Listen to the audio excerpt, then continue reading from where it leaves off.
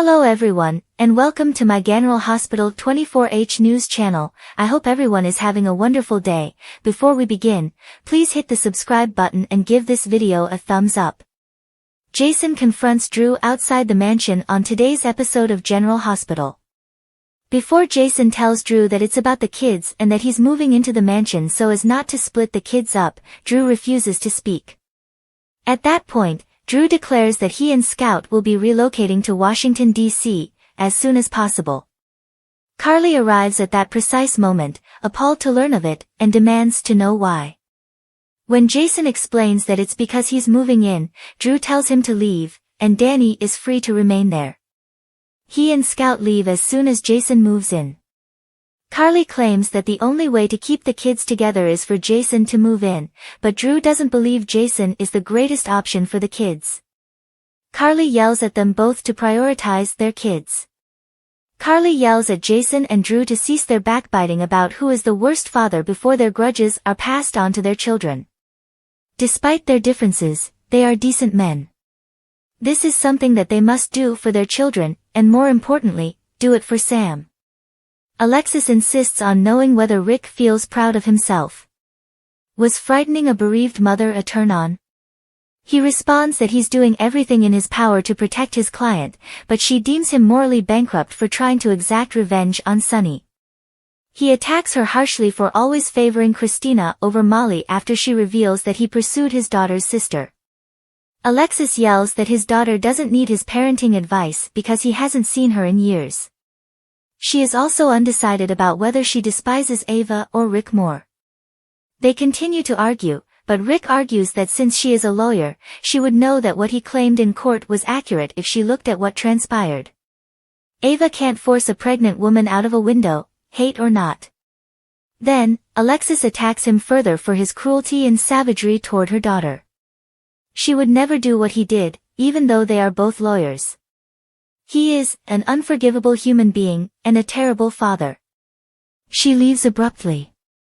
When Sonny and Christina arrive to Alexis, Sonny tries to hide the unpleasant conditions at court. However, Christina insists on the truth. Tell me about my performance today. She doesn't believe him when he claims she did a terrific job. He despises all she is going through, and if the jurors are unable to comprehend that she would never harm her child, then that is their people. Ava only needs to pay for what she did to her daughter, according to Christina. She claims that the only way she can get Ava out of the home in the morning is to see her punished. Sonny thinks she should embrace it if that's what's keeping her afloat. He then inquires as to whether she considered working for him more carefully.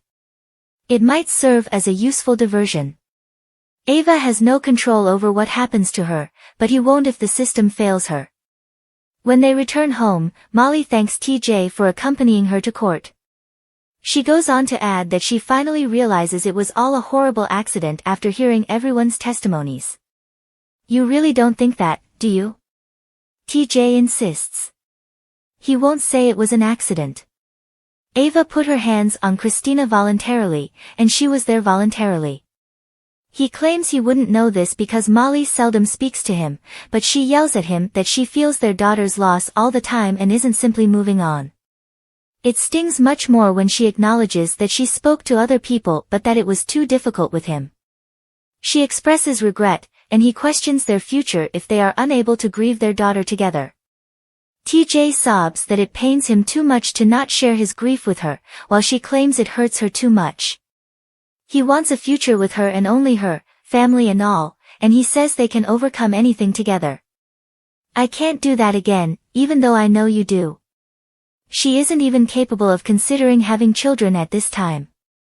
After TJ claims that they are avoiding the subject, Molly ultimately declares that she has no intention of having any more children in the near future. She assures him that she loves him, and he retreats in horror and sorrow. He is unsure if he can envision a world without children. She is unsure if she will be able to see one with them. He allowed it to run too long, and now there is too much distance between them, even though he wanted to give her time to grieve. Laura is informed that Lulu is awake by Lucky when she gets to her house. She is overjoyed, but Lucky informs her that Lulu is no longer there as she tries to leave quickly for the treatment center. Although she is excited when he plays the video of her leaving Turning Woods, she starts to question where Lulu is and why she went. She's most likely attempting to return home. To find Lulu, Laura calls and sends out a bolo alert. Lucky then inquires as to whether she gave Cyrus permission to take care of Lulu. What? She warns Cyrus not to approach her. After describing the remainder of the video, Lucky informs a proud Laura that Lulu set up a distraction in order to get away. If she didn't think she was in danger, she wouldn't have done it. Rocco? Lulu asks incredulously. After the two quickly embrace, Lulu is astounded by how much Rocco has matured. He remarks, "You look exactly the same," and they give each other another embrace. What is the duration of my absence? Lulu is shocked when he informs her that 4 years have passed. She breaks down in tears since he is no longer her little boy. She vows that she will make up for her prolonged absence and that it won't happen again. Dante enters the front door and freezes as they are enjoying each other's company. Lulu. Dante takes her to the couch after catching her just before she loses her footing. Dante marvels that he can't believe he's speaking to Lulu after sending Rocco to grab her something to eat. Dante tells her to start at the beginning when she confesses that she hitched there.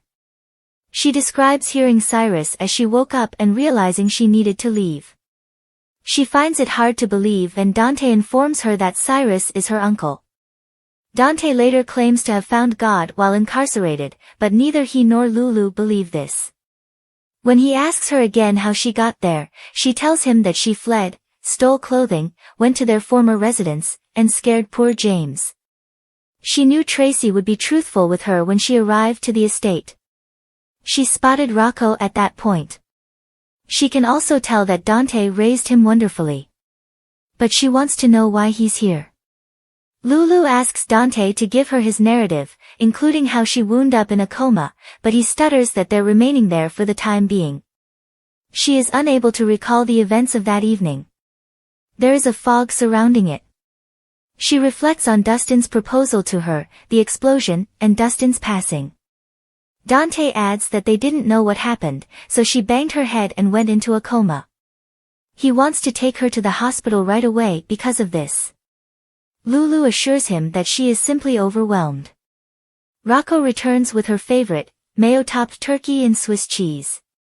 Dante informs her that Rocco frequently visited her. Lulu sighs, "It feels great to be back with my boys." When Alexis returns home in the last seconds of the show, she simply tells Sunny and Christina that she had some business at the courthouse. She finds it surprising that Christina seems so at ease following her testimony. Christina claims that she can find peace after speaking with Sunny, regardless of the result. Alexis gives her a hug. As long as Jason promises to stop using violence, Drew consents to stay with Scout. Carly maintains that this will benefit the children, and Jason assures her that he won't be the one to disturb the tranquility. And you too. TJ informs Molly that he will be staying somewhere else this evening. The space would be useful to them. Molly expresses regret and wishes that things had gone differently. TJ tells her regretfully, "Me too," and leaves.